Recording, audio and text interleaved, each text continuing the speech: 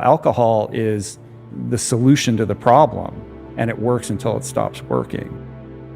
Even though I had accomplished certain things as a swimmer and had sort of distinguished myself academically, I was still very much a navel gazer. I couldn't talk to a girl. I just wasn't comfortable in my own skin. Yeah. I felt like, and you hear this in AA a lot, like everybody else had the rule book for life, and I was sitting on the outside, like marveling at how people seemed to, gracefully navigate the world, where I just felt, anxious all the time. And alcohol solved that problem. Like, I have a lot of love for it. Like, it gave me social tools that I lacked and taught me how to be a social animal in a social situation. Suddenly I could go to a party and crack a joke and flirt with a girl and do all these things that were beyond my capacity to handle prior to that. So it's not all bad. Like, it worked, what I mean? Which is why I doubled down on it. Right. Like, the cure for alcoholism isn't removing alcohol. Alcohol is the solution to the problem, and it works until it stops working. And it took a while before it stopped working in my case. But the ism remains once you remove the substance. You can't blame anyone else, and it's not about anything external. It's only about your relationship with you. And you're still going to be, impulsed by your innate biases and however your hardwiring has set you up to, perceive the world. But you get that extra little moment of recognition to course correct, And I would say that I've become, I got sober in 98. So I've been in this thing for a long time. And when I came in, I just thought, oh, it's drug addicts and alcoholics. That's what addiction is. But I've become convinced that addiction lives on this massive spectrum. And we are all victims of addiction on some level, some mild and some extreme, from the guy lying in the gutter with a bottle to the guy who can't pull the needle out of his arm, to the compulsive scrolling while we're taking a or the guy or the woman who that one runs deep who goes from bad relationship to bad relationship, repeating a certain pattern because there's something about that they can't, there's a compulsivity to that they can't control. So I think thinking about addiction more broadly makes it applicable and instructive and useful for people as they develop enough self-awareness to have objectivity on how they maneuver the world and the daily habits that they continually find themselves, falling prey to, that are leading their lives in the wrong direction. And the impulse to addiction, the way that we're wired, it doesn't have to all be bad. Because I knew someone, I dated her before I got with my wife, and her name is Maya, and we actually did a podcast on gratitude. And what I found about her is she had a daily gratitude practice that was unbroken for 7 years. And she was addicted to gratitude, like literally addicted to gratitude. And it was amazing. She was such a happy person. She forged that addiction. But it is a practice, right? Absolutely. So it didn't come, she didn't necessarily wake up feeling grateful, but by dint of, her allegiance to that practice becomes that which she aspired to become. And it was a 30-minute practice. Like, it was like a legit practice that she did. She had a whole curriculum that she had developed, and being grateful for different aspects of her life. And so that's possible with the same mechanism that drives people to all of the things that you mentioned prior. The same mechanism can kick in and get you addicted to those things.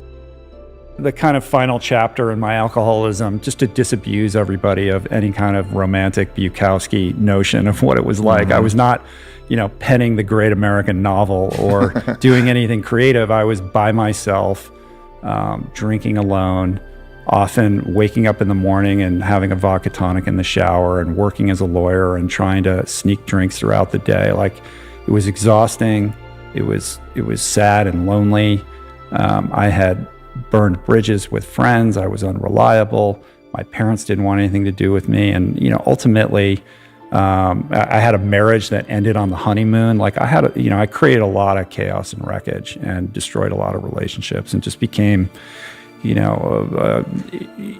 irresponsible, unreliable member of society, living like 2 blocks from here, sleeping on a bare mattress on the floor of a apartment with no furniture, and the phone wasn't ringing.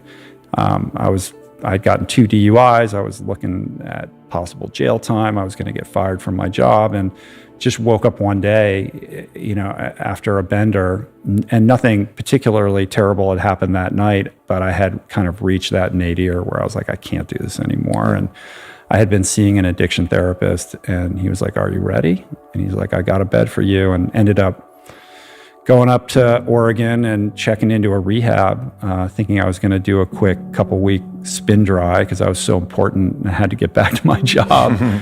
And, had this epiphany, coming to there that my best thinking, I thought, oh, well, I'm the smart guy. I was literally, institutionalized. And that landed on me like a ton of bricks. And I just realized, like, I better figure this out because the future is not looking bright.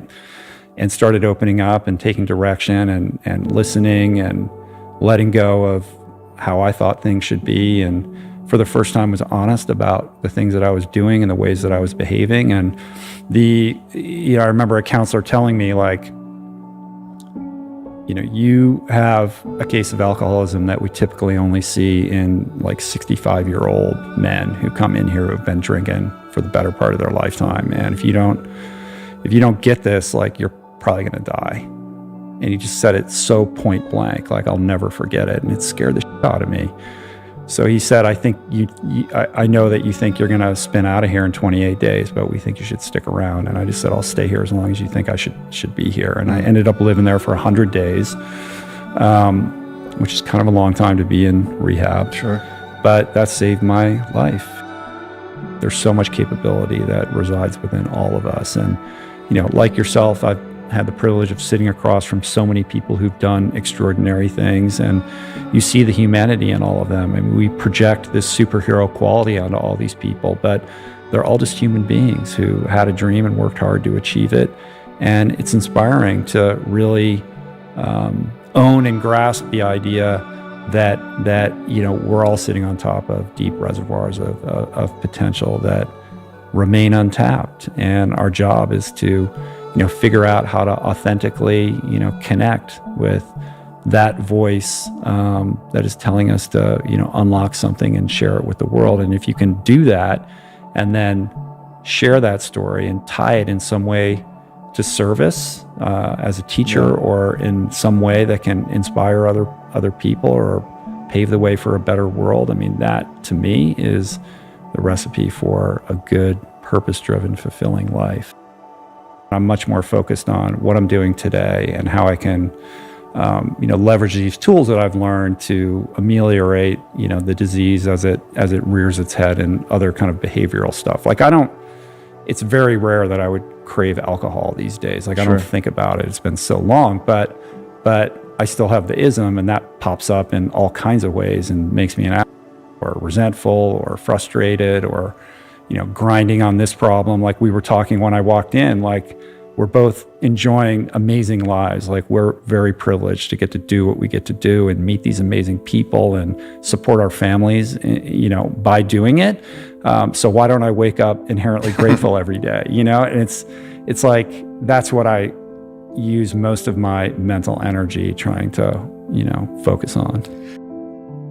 When you are telling yourself, that you got to keep going, you need to suffer more, because this is about suffering tolerance. Ultimately, you have to coach yourself. You have to be a good coach to yourself in this process, because it is very, very much mental.